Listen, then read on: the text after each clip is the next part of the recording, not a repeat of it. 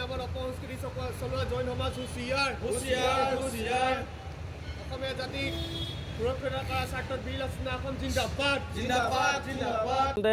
যোৱা 29 জানুৱাৰী তাৰিখে যি যোৰহাটৰ মাজমজিয়াত জৈন ধৰ্মাৱলম্বী লোকসকলৰ নেতৃত্বত যি দিগম্বৰ বাবা নামৰ যি ধৰ্মৰ নামত উলংগ নৃত্য কৰি উলংগ প্ৰতিবাদী কাৰ্যসূচী উলংগ শোভাযাত্ৰা কৰি পদযাত্ৰা কৰি যি অসমীয়া সংস্কৃতিক যি কালিমা সনাৰ অপচেষ্টা তেওঁলোকে চলালে তাক আমি এই অৱস্থান ধৰ্মঘট অৱস্থাৰ পৰাই স্থানৰ পৰাই আমি তীব্ৰ গৰিহণা দিছোঁ।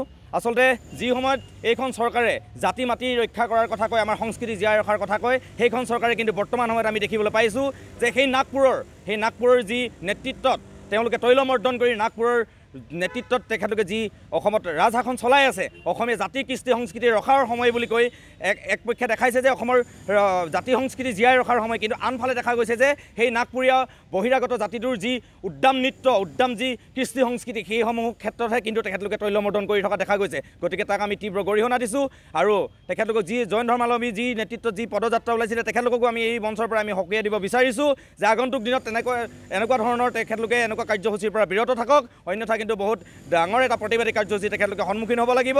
আৰু অসমীয়া জাতিক যি অপচেষ্টা কৰাৰ অসমীয়া জাতিক অসমীয়া সংস্কৃতিক যি তেখেতলোকে অপসংস্কৃতিৰ জৰিয়তে অসমীয়া জাতিটোক অসমীয়া সংস্কৃতিক যি কলুষিত কৰাৰ কালিমা সনাৰ অপচেষ্টা চলাইছে তাক আমি ঘোৰ বিৰোধিতা কৰিছোঁ। অন্যথা কিন্তু তেখেতলোকে যদি পুনৰবাৰ বাৰে বাৰে অসমীয়া জাতিটোৰ ওপৰত এনেধৰণৰ যদি অসমীয়া সংস্কৃতিৰ ক্ষেত্ৰত যদি তেখেতলোকে এনেধৰণে অপচেষ্টা চলাই আহিব, অসমীয়া জাতিটোক যদি গৰুকি মাৰিবলৈ ধৰিবলৈ চেষ্টা কৰিব, তেনেহ'লে অন্যথা কিন্তু তেখেতলোকে বহুত ডাঙৰ এটা প্ৰতিবাদৰ সন্মুখীন হ'ব লাগিব। ধন্যবাদ।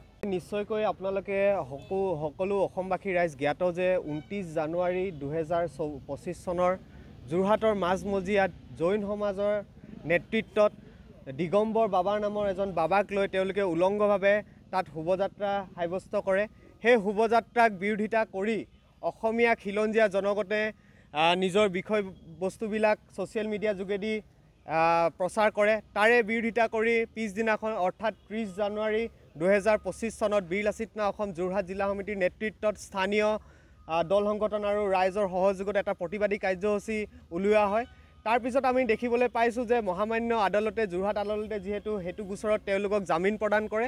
তাৰপিছত বিজেপি চৰকাৰখন, বিশেষকৈ আমি ক'বলৈ যাওঁ যে বিজেপি চৰকাৰখন যিখিনি অনা অসমীয়া লোকে তেওঁলোকক ইলেকশ্যনৰ সময়ত অৰ্থ যোগান ধৰে, তেওঁলোকৰ পৃষ্ঠপোষকতাত তেওঁলোকৰ আচলতে তেওঁলোকৰ গোটেইখিনিৰ সমৰ্থনত তেওঁলোকে কি কৰিছে, আমাৰ বীৰ লাচিত সেনাকে ধৰি শংকৰ সংঘ অধিৱেশনলৈ অহা এজন ভকতক, আমাৰ দুজন সভাপতি আৰু সচিব লগতে শংকৰ সংঘৰ লগত জড়িত এজন ভকতক আৰু 4জন সতীৰ্থক ইতিমধ্যে 2024 চনৰ লতাশিল থানা এটা ভুৱা গোচৰত আটক কৰি তেওঁলোকক কাৰাগাৰলৈ নিক্ষেপ কৰিছে।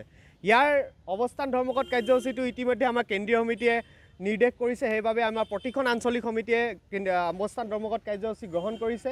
আৰু আমি ইয়াৰ পৰাই জৈন সমাজ তথা অসমত বসবাস কৰা সকলো অনা অসমীয়া ব্যক্তিসকলক সকীয়াই দিব বিচাৰিছোঁ যে আপোনালোকে যিহেতু এই অপসংস্কৃতি অসমীয়া জাতিটোক যিটো চলাই নিশেষ কৰাৰ প্ৰচেষ্টা চলাইছে, ইয়াৰ পৰা আপোনালোকে বিৰত থাকক, অন্যথা কিন্তু অসমীয়া জাতিটোক সজাগ কৰি গাঁৱে ভূঞে এই প্ৰতিবাদসমূহ লৈ যোৱা হ'ব।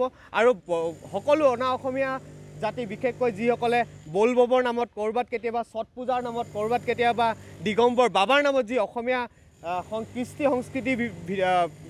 সংস্কৃতিৰ বিৰুদ্ধে যিটো ষড়যন্ত্ৰ কৰিবলৈ চেষ্টা কৰিছে এই চৰকাৰখনৰ লগত মিলি, এই কথাষাক আমি বিৰোধিতা কৰিছোঁ আৰু নকৰিবলৈ সকীয়াই দিছোঁ। যদি তেওঁলোকে এনেকুৱা কাৰ্য দুনাই কৰে তেনেহ'লে কিন্তু এটা ডাঙৰ প্ৰতিবাদী কাৰ্যসূচী ইতিমধ্যে আমি গাঁৱে ভূঞে লৈ গৈ সজাগতা সৃষ্টি কৰিম, লগতে এটা প্ৰতিবাদী কাৰ্যসূচী তেওঁলোকৰ বিৰুদ্ধে আমি গ্ৰহণ কৰিম। ধন্যবাদ।